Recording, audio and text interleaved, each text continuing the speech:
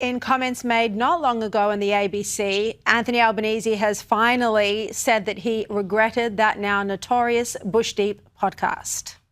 Specifically in relation to that, what did you learn? Well, I learned that I need to do better every day. And, of course, if I had my time again, which you don't, then I wouldn't have done that podcast. You know, we have a view which is trying to talk to as many people as possible, but clearly that was an error. Although, of course, he has no interest in talking to you, the audience of News 24 at night. Let's bring in now tonight's panel, former New South Wales Police Minister David Elliot and News 24 host James Morrow. No apology to Japanese Prime Minister Sanai Takaichi, though. Waiter, this humble pie, send it back to the chef. It's undercooked.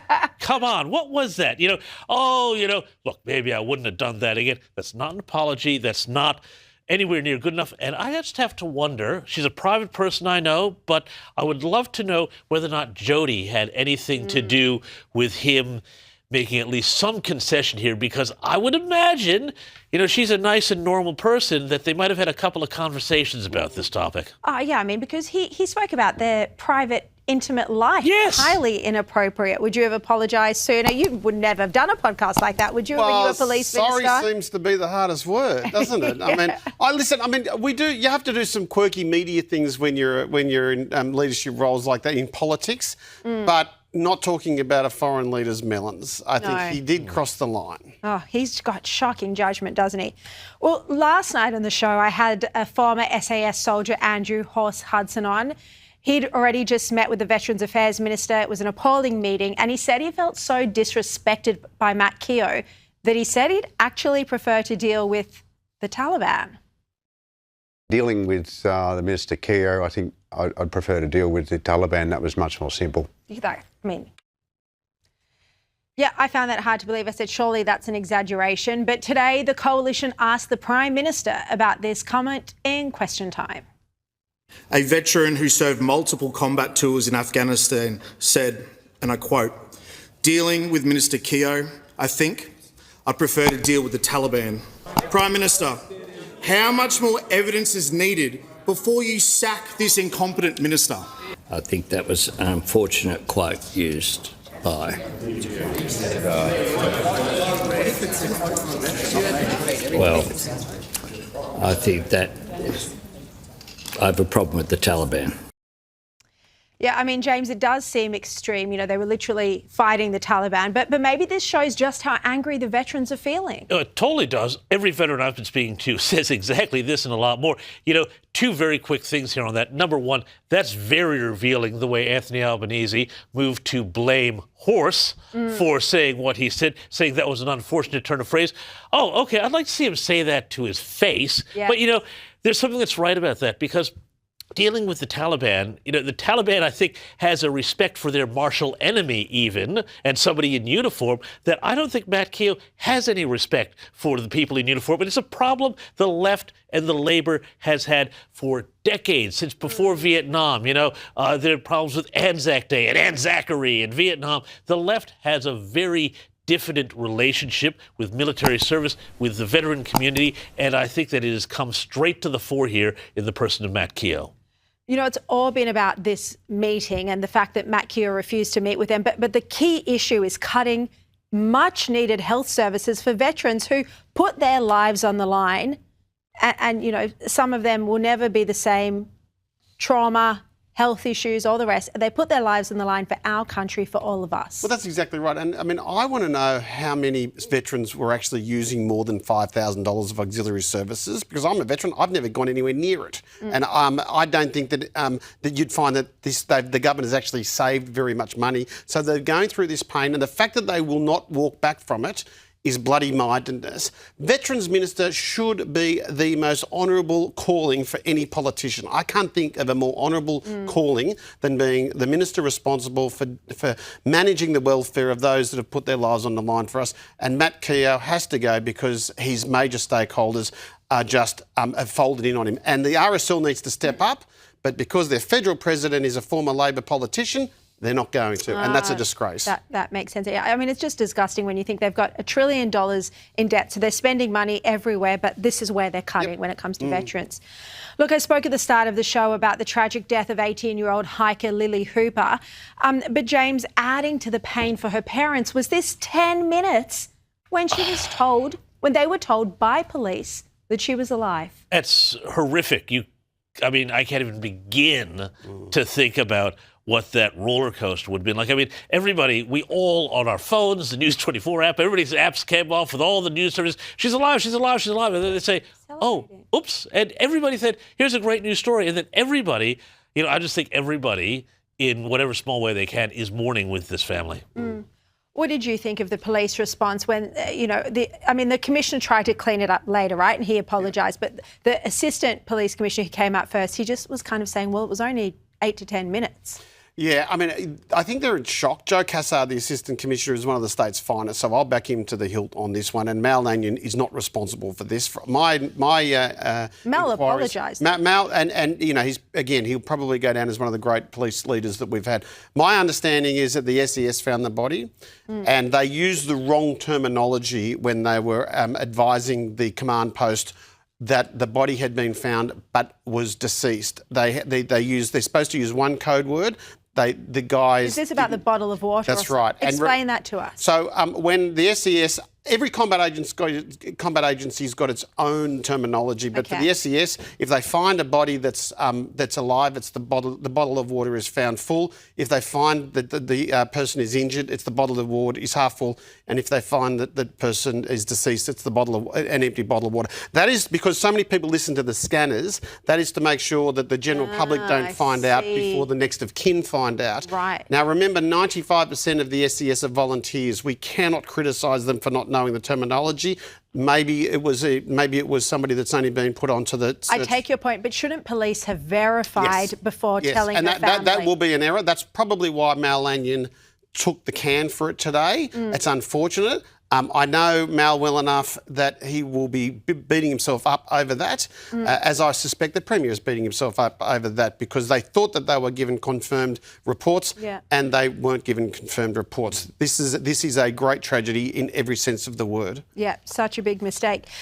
James, I'm keen to ask you about these golf gender rules. This story in The Australian today where Golf Australia announced amateur players can compete under a men's or women's handicap based on their gender identity. Yeah, look, this is a bit weird because, golf is a sport that is an upper body kind of thing, swinging the club. Yeah.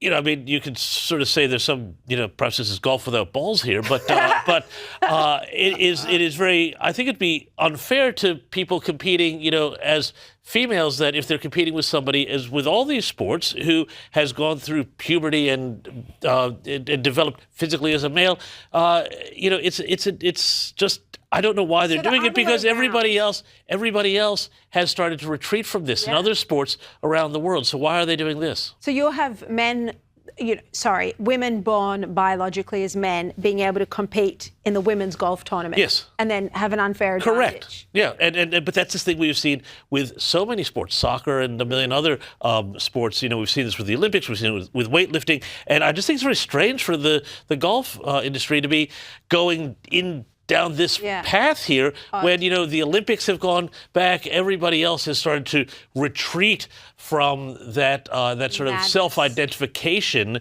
being the thing, when, sport is physics, it's biology, and these things are immutable no matter what people say. Indeed, exactly right. Now, you've got a big day tomorrow, David Elliot. You're giving evidence at the ICAC, the New South Wales corruption body.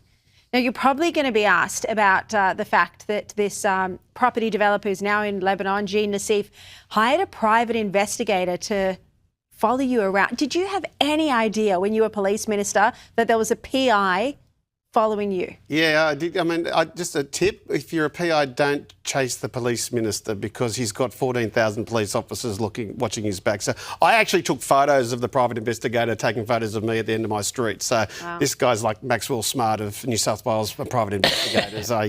But it was traumatic in the sense that nobody wants somebody looking into their wife's bedroom. I mean, nobody wants somebody going through their mailbox.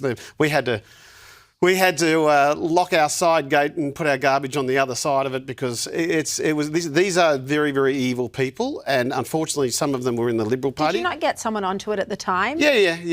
I mean, I can't talk about all the evidence, but this is nothing that's going to be coming out tomorrow or that's come out so far in the ICAC investigation was necessarily news to me. Because so are you going to drop a bombshell tomorrow that could see some... what sort of mood I'm in, Shari. That could see a political career or two end. But seriously, have you got some big revelations? No, well, it's really up to what they want to confirm because, this investigation has been going on since the last state election. So there's a lot of work that's already been done. I mean, I think probably what we've seen thus far is not only the end of some careers, but potentially some jail sentences. That's your prediction? Yeah, because, when people collude after they've given evidence and people delete things when they're under summons, it's not always a good look under the court's jurisdiction.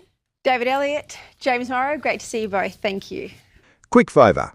If you are the kind of person who loves Australia and wants to stay up to date on what is going on in our country's politics, hit that subscribe button and ring the notification bell.